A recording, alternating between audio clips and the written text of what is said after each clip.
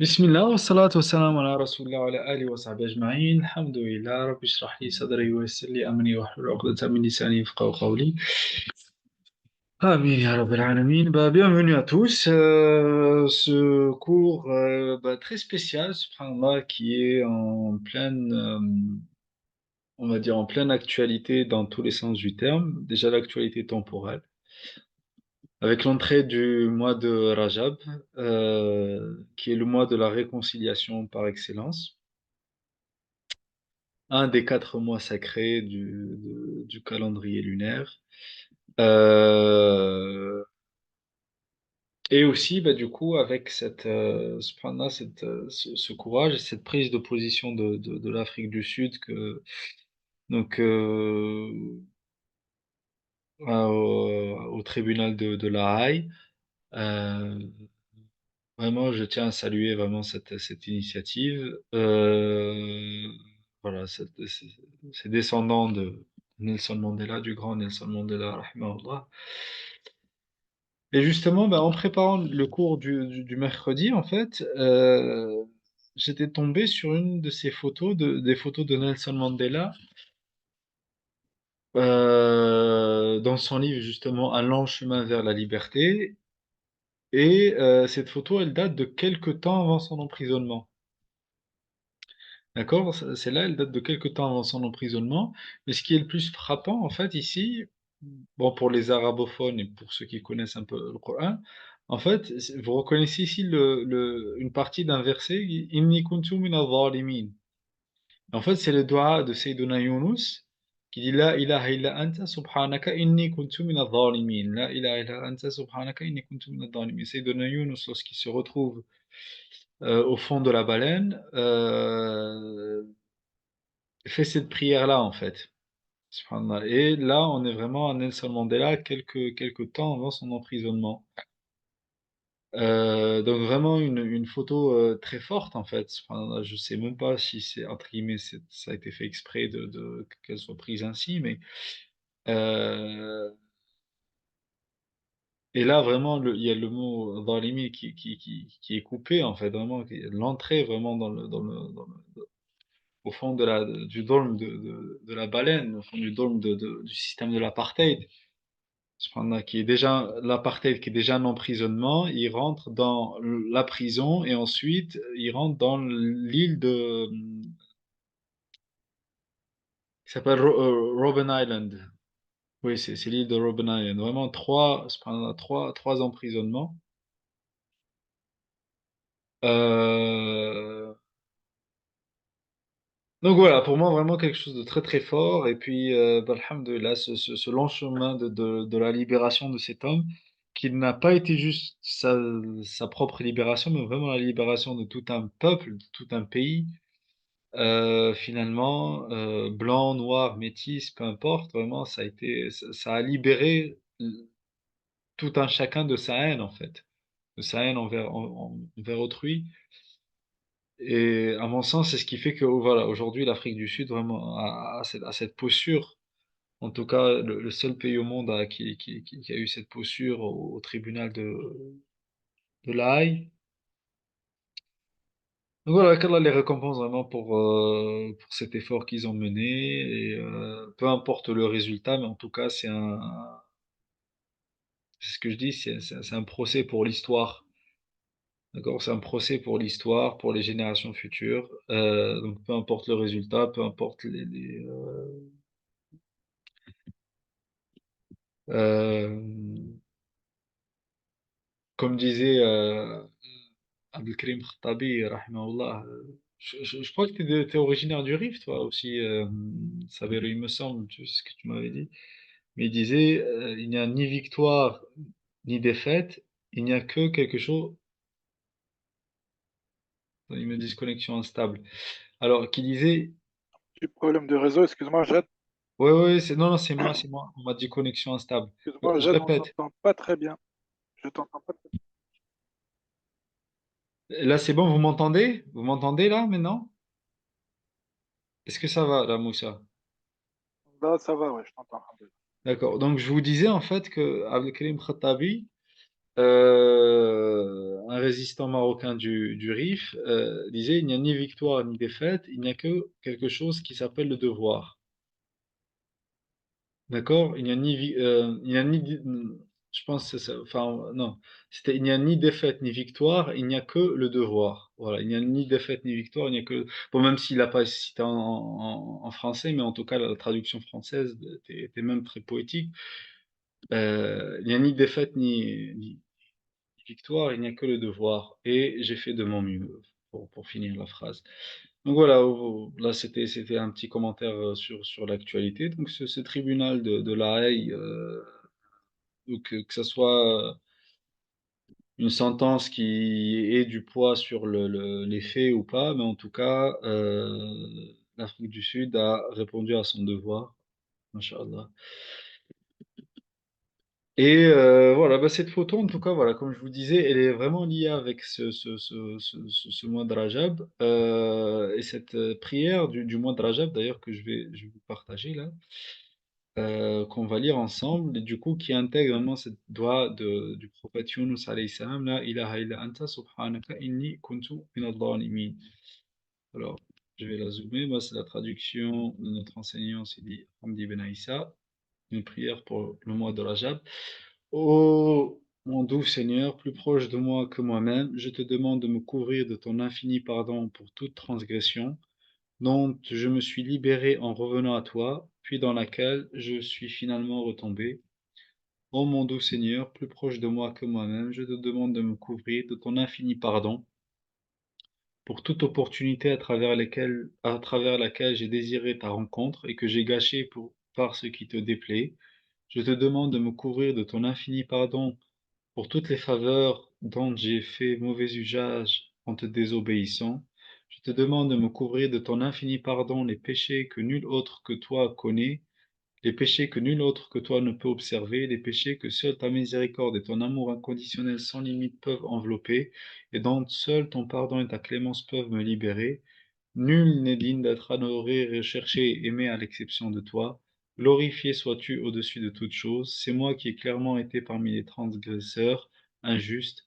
Ô mon doux Seigneur, plus proche de moi que moi-même, je te demande de me couvrir de ton infini pardon pour toute injustice que j'ai commise envers tes serviteurs, à chaque personne que tu as créée envers qui je me suis montré injuste, que ce soit au sujet de son physique, de son honneur, de ses biens, accorde-lui tes ressources inépuisables et de tes trésors cachés, jusqu'à la combler d'agréments et de satisfaction, et soulage-moi de la charge des conséquences de ces injustices que j'ai commises, et inspire tes serviteurs à me pardonner par le secret de ton nom sublime, ainsi que par le rang ultime et sanctifié du maître des messagers, notre maître et repère, Mohammed, sallallahu alayhi wa sallam, que Dieu continue de nourrir son être, sa lumière et notre connexion à lui.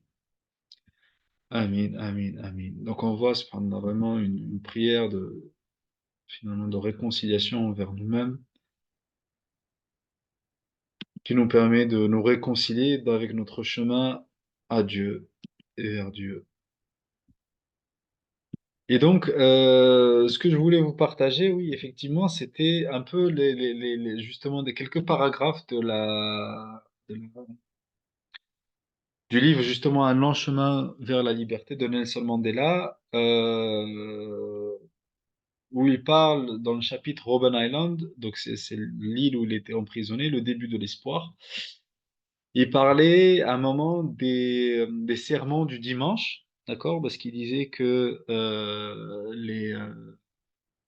leurs geôliers, ceux qui les avaient emprisonnés, étaient éduqués quand même dans la religion, mais la religion sévère, d'accord? Ils avaient très peur de Dieu. Du coup, l'une des choses qu'il leur accordait, c'était effectivement, et qu'il voulait pas qu'ils ratent, c'était les sermons du dimanche. Et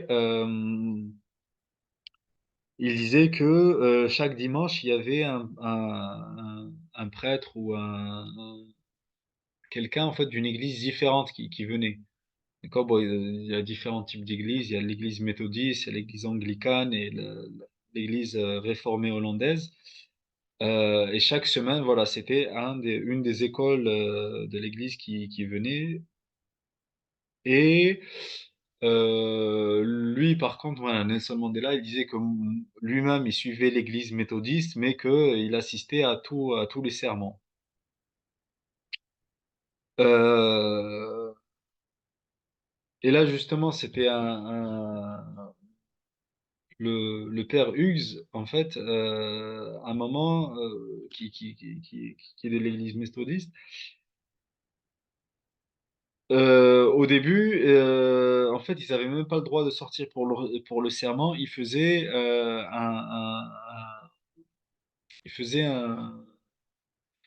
un serment dans le couloir et les prisonniers, ils écoutaient de leur cellule. Et lui, ça l'a révolté, le père Hughes, en fait, de voir ça. Et du coup, ce qu'il faisait, c'est qu'il leur relisait le discours de Winston Churchill lors de la Seconde Guerre mondiale contre l'invasion des Allemands. Et qui disait le discours de Churchill qui disait nous nous battrons sur les plages, nous nous battrons sur les terrains d'atterrissage, nous nous battrons dans les champs et dans les rues, nous nous battrons dans les collines et nous nous rendrons jamais. D'accord, donc voilà, vraiment il disait que finalement jusqu'à ce que voilà, il citait des choses comme ça jusqu'à ce qu'on lui accorde du coup la permission d'officier son serment dans la cour de la prison. Et regardez ce qu'il dit. Il dit, le père Hugues officia bientôt dans la cour et nous trouvions ses sermons remarquables. Il s'efforçait aussi d'y insérer des petits éléments extérieurs que nous apprécions beaucoup. Parce que ils disaient qu'ils avaient les instructions, les différents prêtres qui venaient, ils avaient des instructions de ne pas parler d'autre chose, entre guillemets, que de la religion. Enfin, entre guillemets. D'accord? Pas d'éléments extérieurs, pas du quotidien, de ce que les prisonniers vivent, pas de l'apartheid, pas, bah, un peu comme les sermons de la Jumu'ah aujourd'hui dans nos mosquées. On parle de tout, mais on parle pas de réellement tous nos problèmes. Alors que c'est le but même de la Jumu'ah, en fait. Vraiment, le but même de la Jumu'ah, c'est d'éveiller et de réveiller. Mais bon, aujourd'hui, on y va pour faire la sieste et on revient. Allez. Il disait, par exemple, il pouvait dire, comme le pharaon d'Égypte, le premier ministre d'Afrique du Sud levait une armée. D'accord? Donc, subhanallah, il avait le courage de comparer le premier ministre d'Égypte, le premier ministre bah, d'Égypte, du coup, aujourd'hui, d'Égypte aujourd'hui actuelle, mais allez, lui, du coup, à l'époque, il disait le premier ministre d'Afrique du Sud, d'accord, qui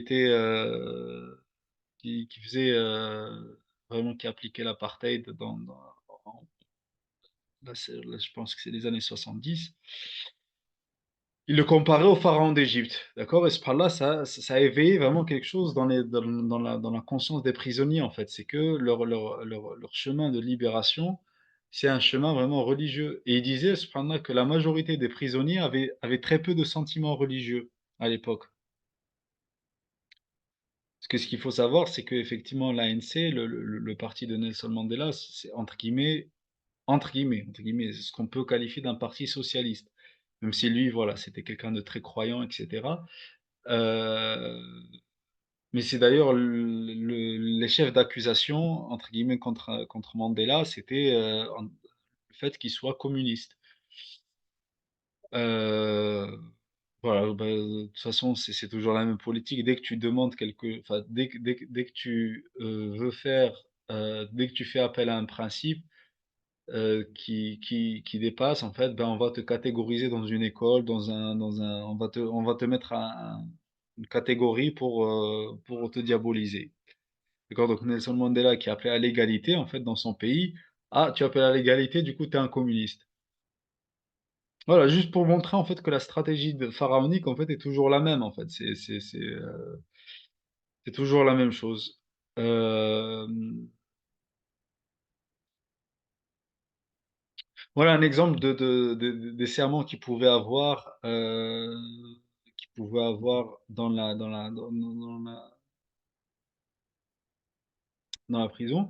Et il y a aussi un autre prêtre, je vous ai partagé, oh, attendez, je vais retrouver aussi voilà, c'est le révérend Schaeffer.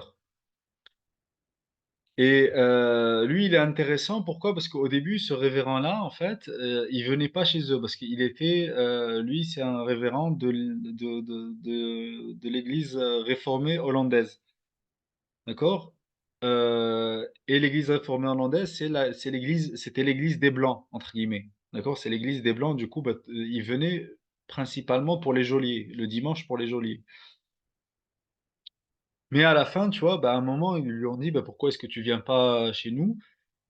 Euh, Après, bon, voilà, il disait, en nous connaissant mieux, le révérend Schaeffer devint plus sympathique. C'était un pince sans rire et il aimait plaisanter avec nous. Donc un jour, il lui avait dit, et il leur a dit, vous savez, nous a-t-il dit un jour, dans ce pays, l'homme blanc a une tâche plus difficile que l'homme noir.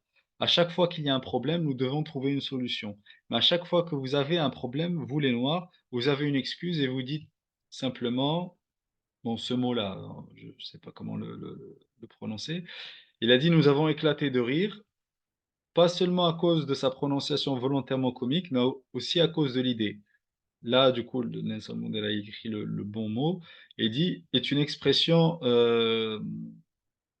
Xhosa. Donc Xhosa, c'est le clan, enfin l'ethnie de Nelson Mandela, d'accord, qui veut dire c'est les blancs, d'accord. Il leur disait, voilà, vous dites simplement c'est les blancs.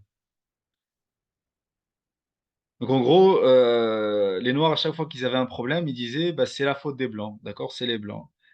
Mais en fait, voilà, pourquoi je dis ça? Pour vraiment la conclusion que Nelson Mandela il partage, qui est vraiment très très intéressante. Il dit, il voulait en fait nous dire que nous devions aussi regarder en nous-mêmes. Alors, voilà, c'est vraiment ça. Il devait nous dire, il voulait en fait nous dire que nous devions aussi regarder en nous-mêmes et devenir responsables de nos actes, sentiment que je partageais de tout cœur. Donc on voit là, subhanallah, vraiment le chemin, justement, le chemin de réconciliation qui commence à maturer vraiment avec toutes ces années passées en prison. Ensuite, et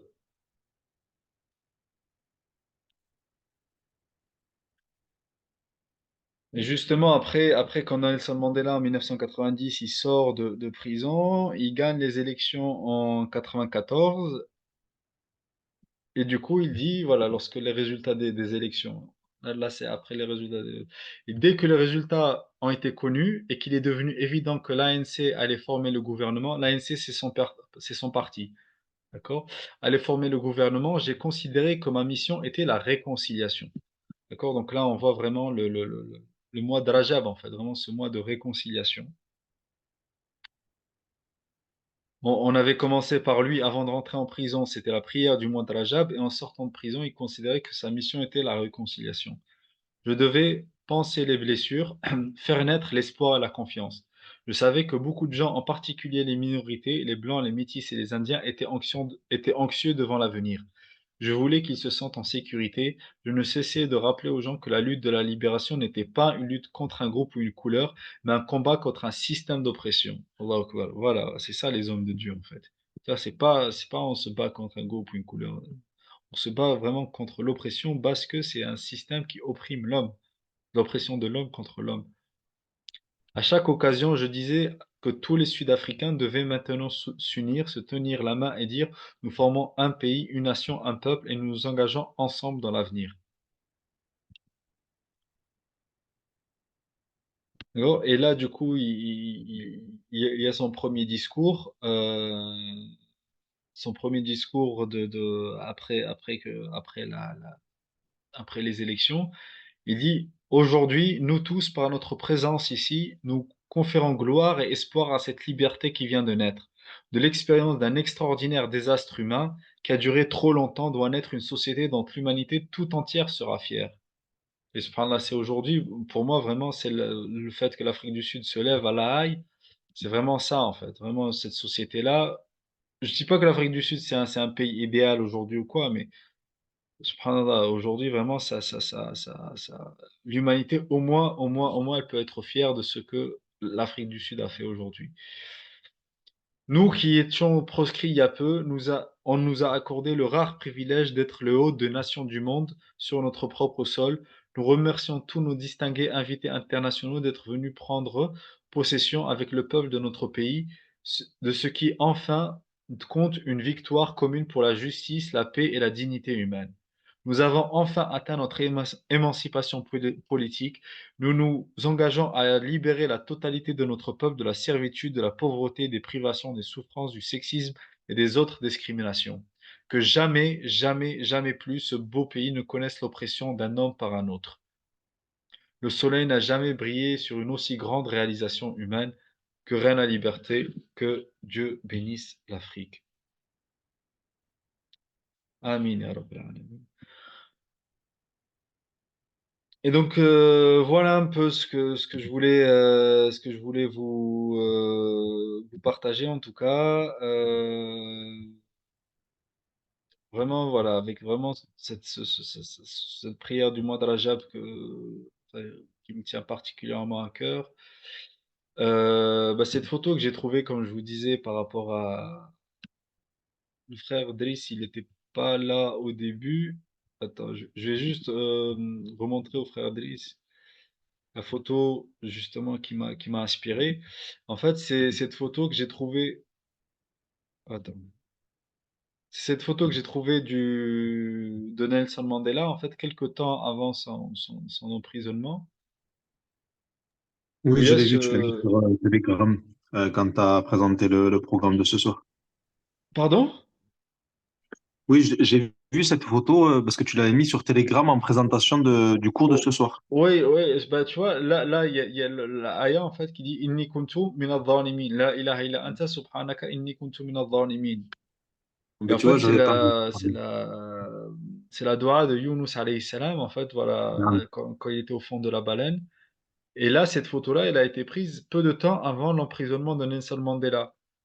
Et justement, il va connaître vraiment différentes étapes, même dans son emprisonnement. C'est que, bah, déjà, il vit dans un système d'apartheid, déjà qui est une prison en elle-même. Il rentre en prison et ensuite, après ça, même après la prison, ils vont même les exiler dans une île, en fait, à Robben Island. Il va vraiment connaître en fait trois phases d'emprisonnement de sa vie avant de connaître la libération et la libération de tout son pays, justement de ce sentiment de haine. Ensuite, bah, j'ai partagé la prière du mois de Rajab qui justement intègre vraiment cette doha de Sayyiduna Yunus alayhi salam, La ilaha illa anta subhanaka inni kuntu minadh dhalimin. Et ce mois de Rajab qui est un mois de réconciliation, Inch'Allah, et qui est un mois de retour de Tauba, vraiment, c'est le mois de Tauba par excellence. Inch'Allah, qu'Allah nous permette. Et voilà, bah, je vais pas faire trop long aujourd'hui. C'était vraiment juste pour faire ce petit partage, honorer le mois de Rajab, honorer, comme je disais, l'initiative de l'Afrique du Sud. Et bah, ce beau souvenir, cette photo que j'ai trouvée. Alhamdulillah. Bah, j'ouvre la parole en tout cas si ça. Ah oui, Sidi Hassan, tu m'avais parlé que veut dire finalement la libération, que veut dire la liberté, que veut dire finalement la servitude. Et cependant, c'était le thème que je voulais aborder avec avec justement avec le sujet du mois de Rajab qui sera autour de Pierre Rabhi, d'accord? Et le premier, Pierre Rabhi et Surat al-Furqan. D'accord, on va voir Surat al-Furqan, la fin du passage de Surat al-Furqan, wa ibadur Rahman, wa ibadur Rahman alladhina yamshuna ala al-ardi hauna, qu'on va étudier à travers vraiment la perspective de Pierre Rabhi, et aussi par rapport à ce que je t'avais dit avec un des poèmes de Hafid Ibrahim, Al-Ummu Madrasa. La mer est une école. In adattaha adatta sha'ban tayyib al-akhlaqi. La mer est une école et si tu la prépares, tu prépares une génération avec une noblesse de caractère, dans le sens de la traduction. Donc on va voir, Inch'Allah, cette notion-là, enfin, ces notions-là pendant le partage du mercredi. Euh, donc voilà en tout cas, ça c'était quelque chose déjà que je voulais vous partager à travers l'histoire de Nelson Mandela, rahimahullah. Et puis, bah, si vous avez des choses à rajouter, si Moussa, ça te parle par rapport aussi à ce que tu me disais, le colloque que tu avais assisté autour de la notion de la justice euh, en islam et en chrétienté. Euh, Bah, bismillah, j'ouvre la parole pour celui qui veut nous partager quelque chose, Inch'Allah. Moi, la chose qui m'a fait, à laquelle j'ai pensé là, quand tu viens de dire le frère, tu sais, il t'a demandé c'est quoi, on va dire, la notion, tu sais, de servitude, tu sais, d'être esclave et de liberté. Et subhanallah, la chose à laquelle j'ai pensé, parce ce qui est un peu spécial, mais la personne qui est en fait esclave d'Allah subhanahu wa ta'ala, c'est lui qui est libre. Et celui qui est en fait qui se croit libre dans cette dunya, mais c'est lui l'esclave, il devient esclave en fait de cette dunya. Donc en apparence, on croit que qu'on est libre, que les gens ils sont libres dans le dunya, alors qu'en fait c'est des esclaves. Et les gens, quand ils nous voient dans la religion, notre entre guillemets servitude, ils croient qu'on est privé, mais en vérité c'est nous qui sommes libres. Donc voilà, c'est ce que ça m'a fait penser. Oui, Et exactement. après, On verra, on verra oui. exactement, on verra, parce que exactement, c'est ça, c'est ça l'idée. Le frère Hassan, il me disait, enfin, sa question, c'était comment on en est arrivé là. Ça, Hmm, c'est ça d'accord. sa question, et c'est ce qu'on va essayer de voir en fait, c'est que, c'est que moi, je considère entre guillemets le paradigme moderne comme une religion.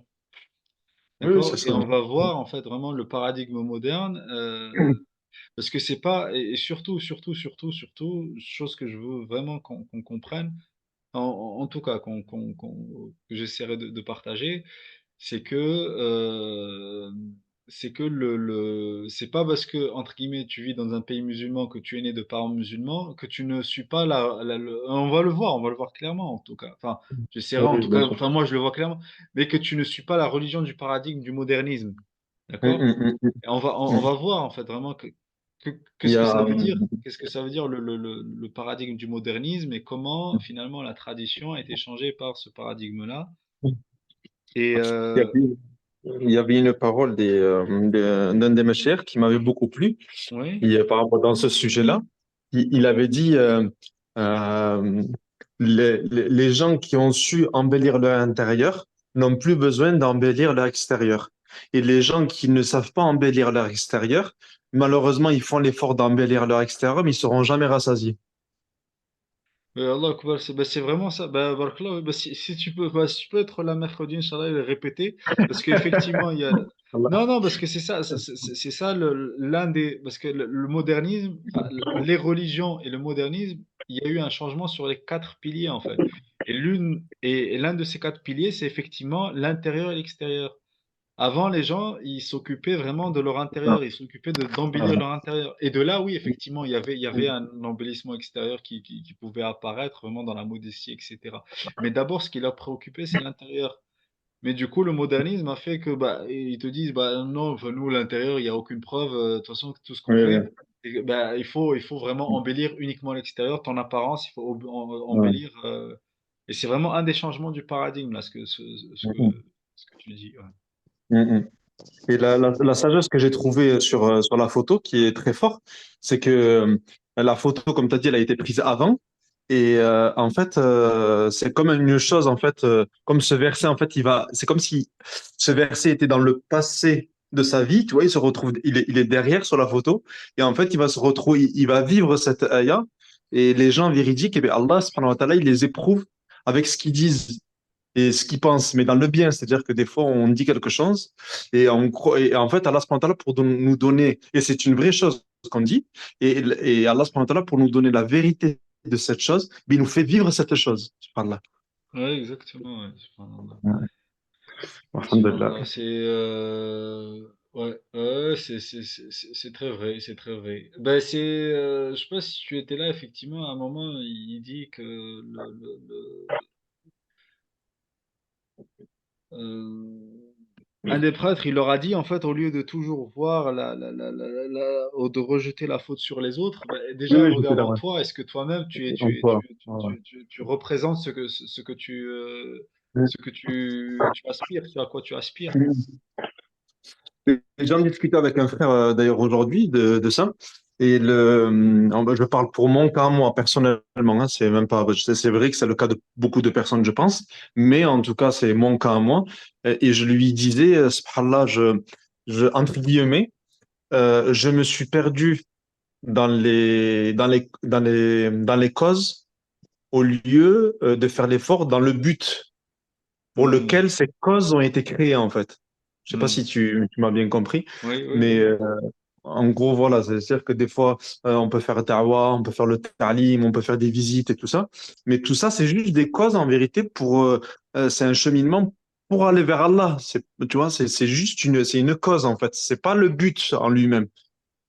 Hmm, Et malheureusement, si si on s'en rend pas compte, si on renouvelle pas l'intention, si on se pose pas la question, mais pourquoi je fais ça, mais dans quel but je fais ça, ça devient un peu routinier, tu fais la chose et t'as presque, entre guillemets, tu oublies en fait l'évolution personnelle que tu dois avoir personnellement envers Allah.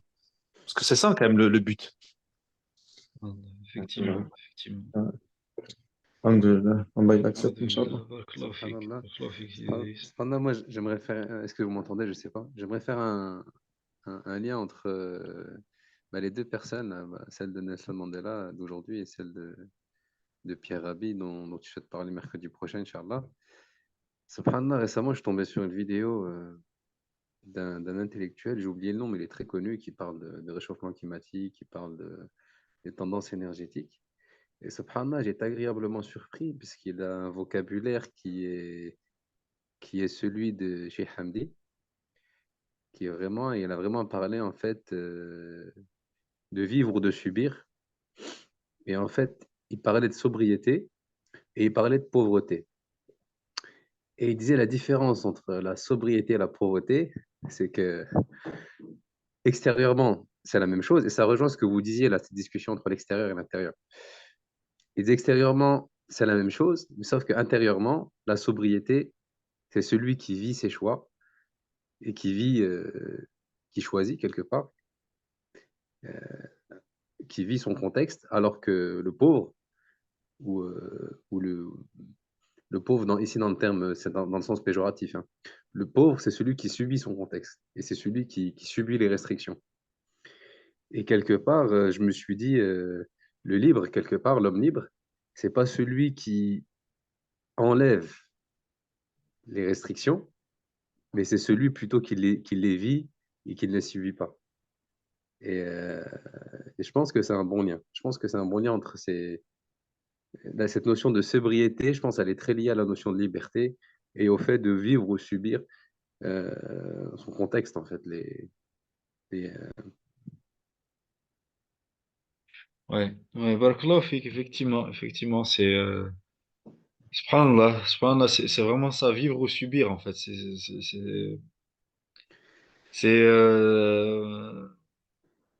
subhanallah, c'est ça qui fait de toi quelqu'un de libre ou pas, en fait, finalement. Est-ce que tu es dans l'accès? Parce que même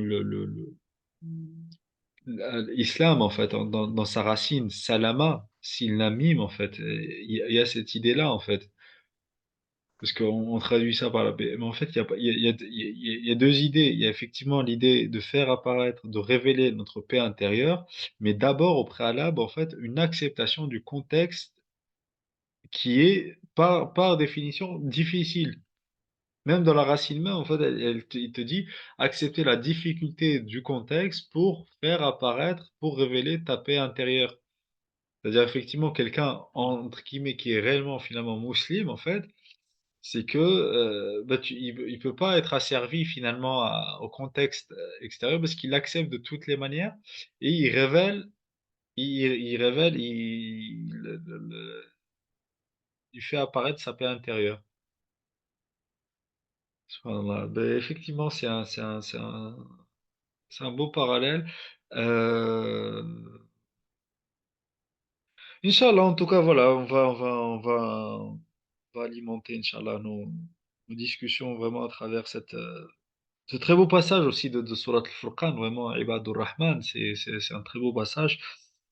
Euh, et qui nous dirigera, Inch'Allah. Enfin, l'idée, c'est de réfléchir finalement à notre place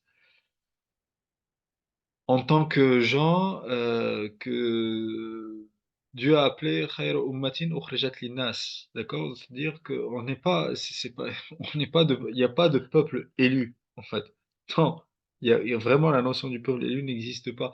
C'est le peuple qui va servir l'humanité. Et lorsque tu te mission de servir l'humanité, là, effectivement, l'élection divine vient t'élever. Donc l'idée, effectivement, c'est à travers ce passage de Ibadur Rahman, comment nous, on redevient en fait vraiment des porteurs de ce message-là, de ce qu'on dit, Iyyaka na'budu wa iyyaka nasta'in. Même linguistiquement, en fait, na'budu qui est au pluriel, l'isti'ana également qui est au pluriel, nahnu wa nahnu, nous et nous. L'isti'ana dans le Coran, elle se fait par Dieu et enfin, par Dieu et par le nom Ar-Rahman. D'accord? Wallahu al-musta'an, wa rabbuna ar-Rahman al-musta'an ala ma tasifun. D'accord? Elle se fait par ces deux noms. Et les ibad également, il y a ibadullah wa ibadur Rahman. Donc il y a l'isti'ana billah ou isti'ana bir Rahman wa ibadullah wa ibadur Rahman.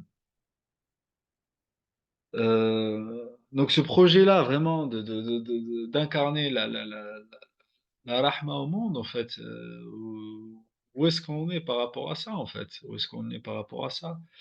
Et qu'est-ce qu'on propose? Vraiment, qu'est-ce qu'on propose? Et est-ce qu'on est, ne serait-ce que dans l'intention, dans la réflexion, vraiment, dans l'agir, ne serait-ce que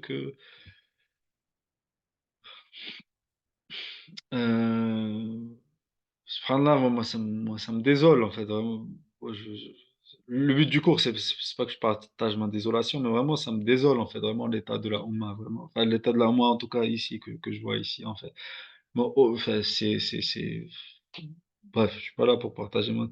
Mais il n'y a aucun effort vraiment collectif, parce que, comme je vous ai dit, il y a Ibadur Rahman, c'est au pluriel, tu vois, c'est...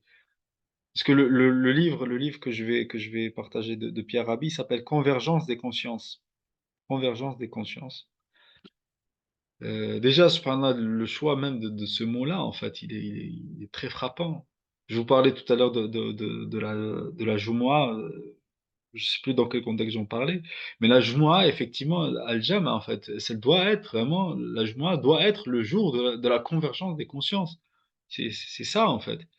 Je sais pas, on vient, on est là, la moitié il s'endort, l'autre moitié ils retiennent rien, et puis salam alaikum, et on repart. Non, c'est convergence des consciences. C'est ça le Jumu'ah. Alain, bon, désolé de finir sur cette note, un peu de désolation, mais c'est vrai que ça peine le cœur en tout cas, et parce qu'effectivement, il y a les shuhada, rahimahumullah, vraiment tous, là-bas, mais il y a aussi la mort des cœurs qui peine tout autant.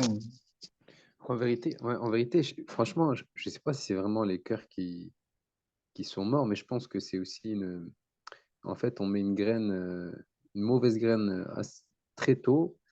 Et c'est vraiment ce que disait le frère juste avant, là, cette idée que, en fait, on confond les causes et le but. Et parce que pourquoi, quand tu dis ça, quand tu parles de Jumu'ah avec le frère tout à l'heure, il parlait de bayan, etc. Il a utilisé un vocabulaire qui est celui d'établir, etc. Subhanallah, quand je suis arrivé ici à Dakhla, j'ai rencontré un frère et je le rencontre et je le côtoie toujours. C'est quelqu'un que j'apprécie beaucoup. Mais c'est vrai que Subhanallah, au début, bon, lui, c'est quelqu'un qui suit la méthodologie Tabligh, qui est dans un merkaz, etc., etc. J'y suis allé plusieurs fois, etc. Et subhanallah, c'est vrai qu'au début, en fait, comme il était dans la da'wa, il était très ouvert, en fait, à ce que je pouvais dire et très souple au cadre. Et, et subhanallah, et on avait des discussions très, très intéressantes. On se posait entre le Maghreb et l'Aïcha, on parlait, on disait un petit hadith, etc. Mais après, il y avait une vraie discussion vraiment authentique quelque part. C'est-à-dire chacun partait de sa compréhension, il la partageait, puis on essayait d'aller un petit peu au-dessus, un petit peu plus loin. Et c'est vraiment, je repartais, je me sentais rafraîchi, je me sentais bien, et j'avais l'impression que ça me faisait du bien. Enfin, c'est pas l'impression, enfin, je sentais presque que ça me faisait du bien.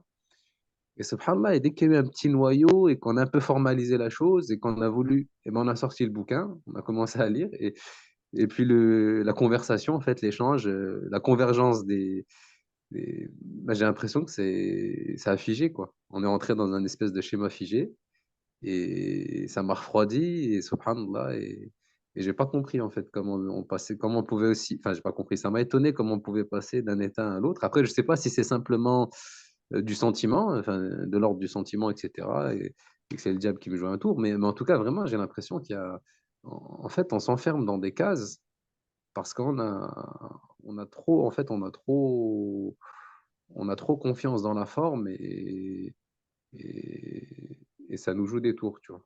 Wallah alam. C'est-à-dire qu'en fait, même si on a une bonne intention, etc., et en fait, on n'a pas une bonne méthodologie, j'ai l'impression. Et ça vient, je pense, du fait que le frère, il a levé tout à l'heure. Là. On donne trop d'importance aux causes, ou si vous voulez, à la forme. Mm. Alors, je suis tout à fait d'accord avec toi, si je peux me permettre, Inch'Allah, de te répondre. Donc, je vais dans ton sens, je te confirme.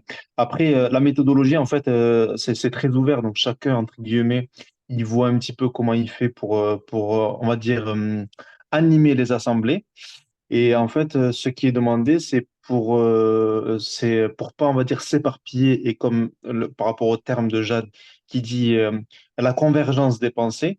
Donc, c'est pour ça qu'au début, c'est bien que de discuter ensemble, en fait, que ben, d'apprendre à se connaître et qu'on pense qu'on unit les corps, les cœurs et les âmes. Ça, c'est quelque chose qui est super important parce que c'est le but pour lequel le professeur Sam aussi il est venu.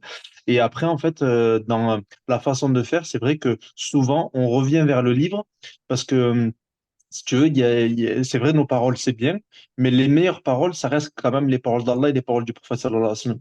Donc, c'est pour ça que souvent, dans les animations que les frères, ils organisent, au début, on discute, c'est un échange, et qu'après, on peut repartir sur les livres, sur les hadiths, et après aussi, on peut revenir sur la discussion. C'est-à-dire que c'est pas quelque chose de figé, c'est chacun, en fait, est libre d'organiser comme il veut. Le tout, c'est juste de donner vie aux mosquées, tout simplement. Voilà, c'est juste pour on va dire, essayer de t'éclairer un petit peu sur la méthodologie qui est souple et qui s'adapte en fait aux gens. Ouais, je suis d'accord avec toi, je suis d'accord avec toi. C'est pas pour dire il faut pas partir du livre, etc. Au contraire, il faut partir de livre pour revenir au livre. Mm, Le but, mm, mm. c'est de partir et de revenir. Mais c'est justement, en fait,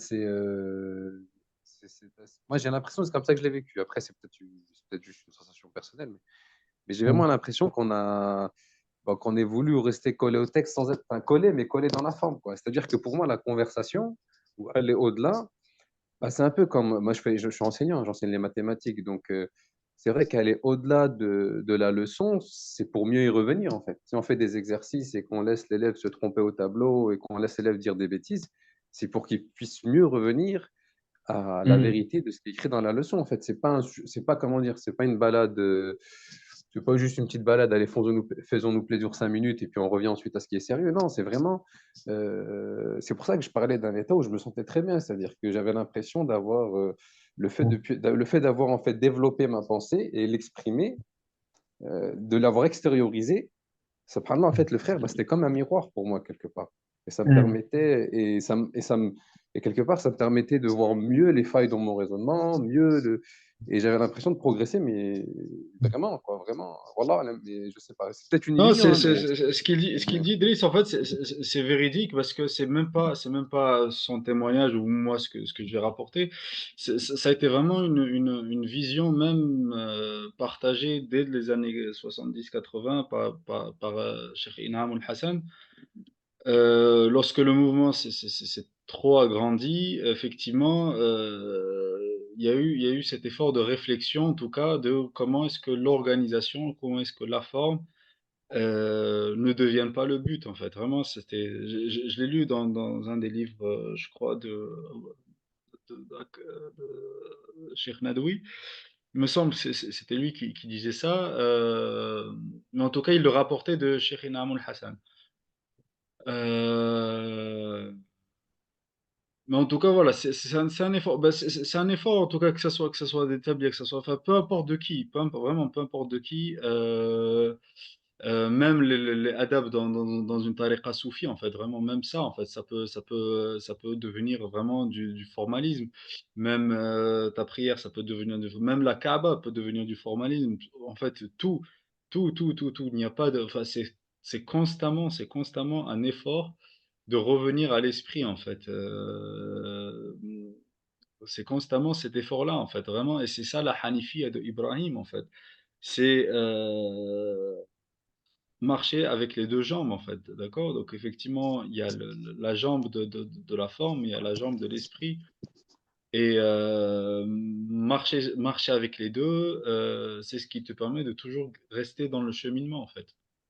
Effectivement, j'ai parlé pour être clair, hein, j'ai parlé de la méthodologie Tablir et pas Oui, du oui, oui, Coran. c'est bien, j'ai compris aussi pour tout le monde, C'était ouais. un exemple récent, mais j'ai rien contre ce Non, mouvement-là. c'est Effectivement, pour tout le monde. Non, je au pense que c'est contraire, tu général, vois, effectivement, mais c'était pour illustrer. J'ai pris cet exemple-là, mais c'était juste pour illustrer. Mais c'est vrai que non, non, je t'as pense que raison, c'est non, une mais t'as raison, tendance, on je est en pense que c'est une tendance discussion. générale. Mm. Non, non, on est en discussion. Non, au contraire, tu vois, au contraire, tu vois, dès que tu vois, moi je te dis en fait, l'effet sectaire. Ce que je vous disais tout à l'heure par rapport à Nelson Mandela, quand il disait que lui, peu importe le prêtre qui venait, il l'écoutait. Pourquoi? Parce qu'il était dans une recherche, quoi, et il prenait de chaque prêtre ce qu'il disait de positif. Dans ce cas-là, je vous ai partagé que quelques paragraphes, mais en tout cas, à chaque fois, il parlait de quelque chose de positif. Et c'est vraiment ça le vrai cheminant, en fait. C'est que quelqu'un qui va se remettre en cause et remettre en cause son schéma du groupe, entre guillemets, ou de la méthodologie à laquelle il appartient. Vraiment. Et ce n'est pas un manque de respect. Et ce n'est pas, par exemple, il y a un exemple vraiment très connu qui est celui de l'imam Shafi'i, rahimahullah. Il est resté 7 ans un étudiant de l'imam Malik. Rahimahullah. Mais lorsque effectivement l'imam Shafi'i va aller lancer son madhab, ben, il commence vraiment, il introduit en fait vraiment son madhab par les hommages et le respect qu'il doit à son enseignant l'imam Malik. Mais ensuite il explique voilà pourquoi ben, aujourd'hui il me doit de diverger avec mon enseignant. Et c'est vraiment ça, en fait. Moi, personnellement, moi, je vous dis, en fait, moi, personnellement, pourquoi je m'inscris dans l'héritage de Ahl Sunnah wal Jama'a, parce qu'elle est fondée, en fait, vraiment sur cette remise en question, cette remise en question et l'acceptation de la remise en question et le respect dans la remise en question. D'accord? Et c'est vraiment ça. Parce qu'à partir du moment où tu te dis non, tu remets plus en question, c'est là, en fait, où c'est là, tu signes la fin de Ahl Sunnah wal Jama'a, en fait. Et c'est ce qui est fait, bon, peu importe, on n'est pas là pour mettre des étiquettes, mais c'est ce qui est fait des fois même, oh non, on te dit oui, nous, Ahl Sunnah, et puis ils bornent le truc, en fait. Hein, et on n'est pas là pour discuter de ça, mais voilà, c'est au contraire, c'est vraiment très, très positif, c'est vraiment très, très quelque chose d'essentiel, de toujours remettre en question la forme, pour toujours revenir à l'esprit, tout en gardant toujours le respect qui lui est dû. Parce que Ah, c'est sinon, ça, machallah. Je suis d'accord, machallah, avec vous. Le tout, c'est d'être unis et de faire l'effort pour Allah. Tu avais dit un truc, machallah, à, à, à Mustapha, et ça m'avait beaucoup touché, subhanallah. Et c'était dans le sens, bi'idhnillah, Allah il nous avait permis de faire une umrah. Et en fait, chacun il avait une vision différente quand on avait échangé, quand on avait vu la Kaaba. Donc, il y en a un, par exemple, qui va voir la force, il y en a l'autre qui va voir la puissance, l'autre qui va voir la sagesse d'Allah, chacun. Et en vérité, chacun, en fait, il voit son intérieur, son propre intérieur. Parce que chacun, on est en train d'évoluer spirituellement. Et le fait même d'y aller même après une autre fois, ma vision de la Kaaba, elle a changé. Donc, en fait, c'est selon les étapes dans lesquelles on est que, en fait, on va ressentir des choses. En fait, je dis ça, je rebondis dans le sens où le frère, machallah, il a beaucoup profité, machallah, dans les paroles. Et ensuite, le livre, il a eu l'impression mais qui fait que ça avait un petit peu, tu vois, on va dire, changé, ses sentiments, ils ont changé. Et en fait, Benillah, en fait, quand, même dans sa vie, quand il va évoluer aussi, spirituellement, son cheminement vers Allah, et bien, des fois, dans une période de sa vie, ben, moi, en tout cas, c'est ce que ça m'a fait, c'est que il va avoir l'impression de moins avoir besoin des paroles des gens et plus des hadiths. Et après, ben, il va arriver un moment dans sa vie où il aura besoin moins de hadith, plus de Coran. Et ainsi de suite. Et en fait, le tout, c'est juste qu'on progresse et qu'on reste unis dans le fait d'avancer tous vers Allah, tout simplement. On est tous d'accord sur ça, quoi. Alhamdulillah, en tout cas. Barakallahu fikoum et bah, pour l'échange, barakallahu fikoum pour votre participation et en tout cas voilà, le mois de Rajab, un mois de réconciliation, Inch'Allah, et un mois euh, de retour vraiment à soi, de retour à la tauba, de retour vraiment à son intérieur et de retour à une rétrospection, à une